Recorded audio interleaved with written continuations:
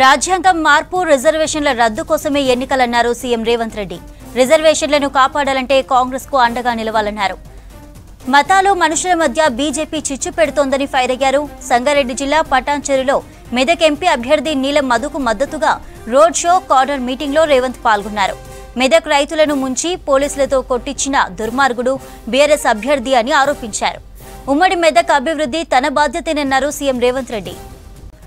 రాజ్యాంగం మార్పు రిజర్వేషన్ల రద్దు కోసమే ఎన్నికలన్నారు సీఎం రేవంత్ రెడ్డి. రిజర్వేషన్లను కాపాడాలంటే కాంగ్రెస్ కు అండగా నిలవాలన్నారు. మతాలు మనుషుల మధ్య బీజేపీ చిచ్చు పెడుతోందని ఫైర్ అయ్యారు. సంగారెడ్డి జిల్లా పటాన్చెరులో మెదక్ ఎంపీ అభ్యర్థి నీలం మధుకు మద్దతుగా రోడ్ షో కార్నర్ మీటింగ్ లో రేవంత్ పాల్గొన్నారు. మెదక్ రైతులను ముంచి పోలీసులతో కొట్టించిన దుర్మార్గుడు బీఆర్ఎస్ అభ్యర్థి అని ఆరోపించారు.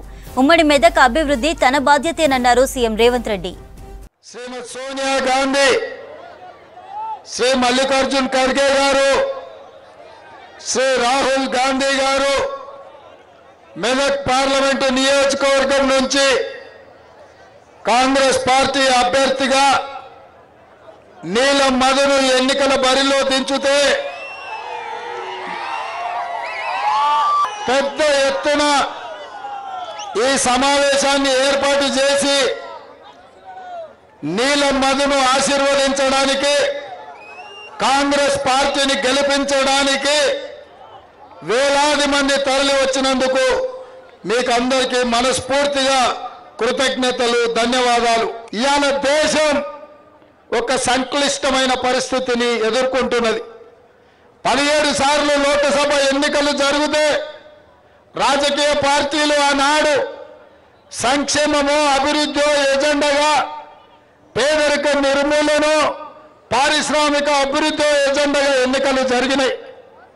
కానీ మొదటిసారి 18వ లోక్సభ ఎన్నికలు ఈరోజు సంక్షేమ అభివృద్ధి ప్రాతిపదికన జరగట్లేదు.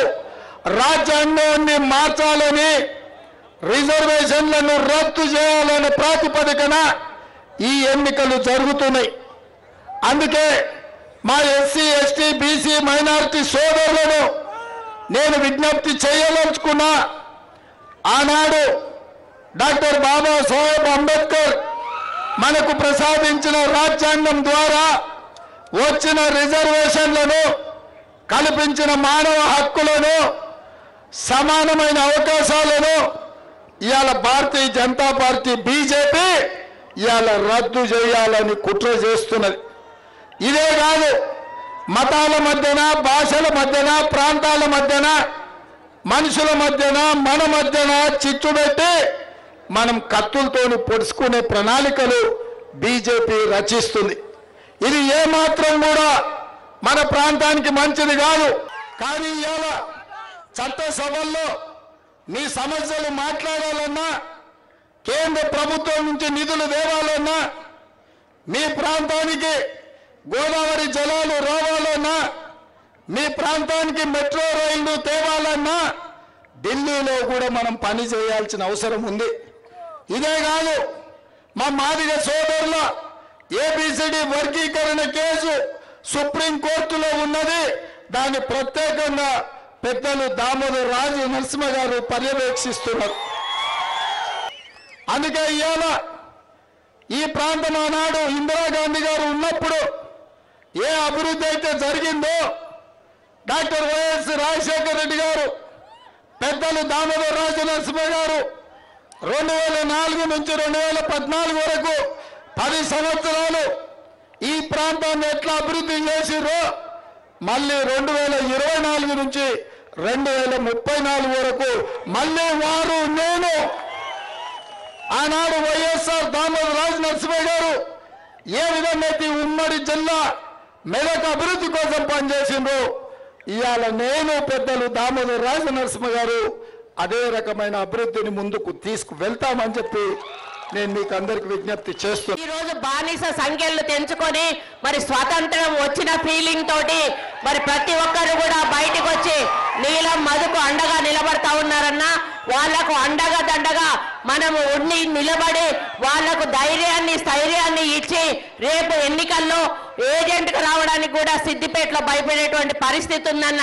కాబట్టి నేను నిన్నంతా కూడా సిద్దిపేట నియోజకవర్గంలో పర్యటించి అందరికీ కూడా ధైర్యం చెప్పి పెద్ద ఎత్తున మీటింగ్లు పెట్టడం జరిగిందన్న. అందరిలో కూడా ఒక ఉత్సాహం నెలకొంది.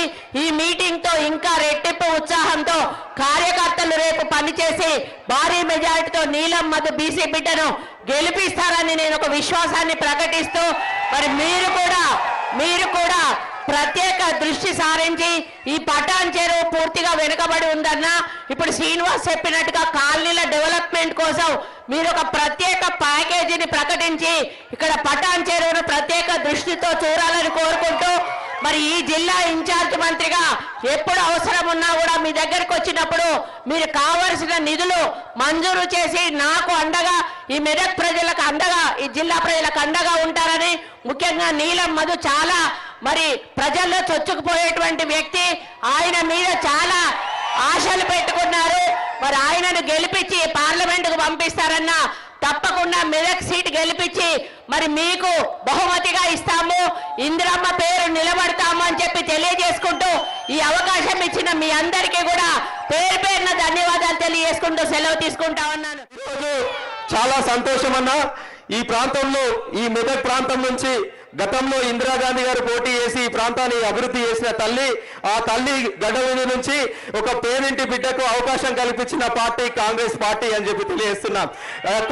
ఈరోజు నీలం మధు ఈ పడంచేరు ప్రాంతంలో స్థానికంగా పుట్టి ఈ ప్రాంత ప్రజలతో ఎట్లా మమేకం ఉంటాడో మీ అందరికీ తెలుసు.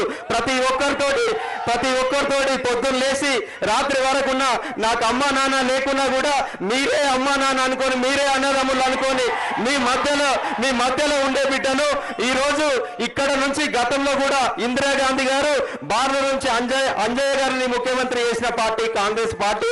అదేవిధంగా ఒక పేరింటి బిడ్డను కూడా ఎంపీగా పంపించే పార్టీ కూడా కాంగ్రెస్ పార్టీ. ఖచ్చితంగా నేను ఎంపీ గెలిచిన తర్వాత కూడా మన అన్న అందరికీ ప్రియతమ నాయకుడు ఇక్కడ ముఖ్యమంత్రి ఉన్నాడు. మీ అందరికీ కూడా రాష్ట్రం నుంచి వచ్చే నిధులు తీసుకొచ్చి ఈ పడంచేరు ప్రాంతాన్ని, మెదక్ ప్రాంతాన్ని అంతా కూడా అభివృద్ధి చేసి నా పార్లమెంటు నిధులు కూడా తీసుకొచ్చి మీకు ఎప్పుడు అందుబాటులో ఉండే నాయకుల్లాగా ఉండి మిమ్మల్ని కలుపుకోయే బిడ్డలాగా ఉంటా అని చెప్పి తెలియజేస్తున్నా.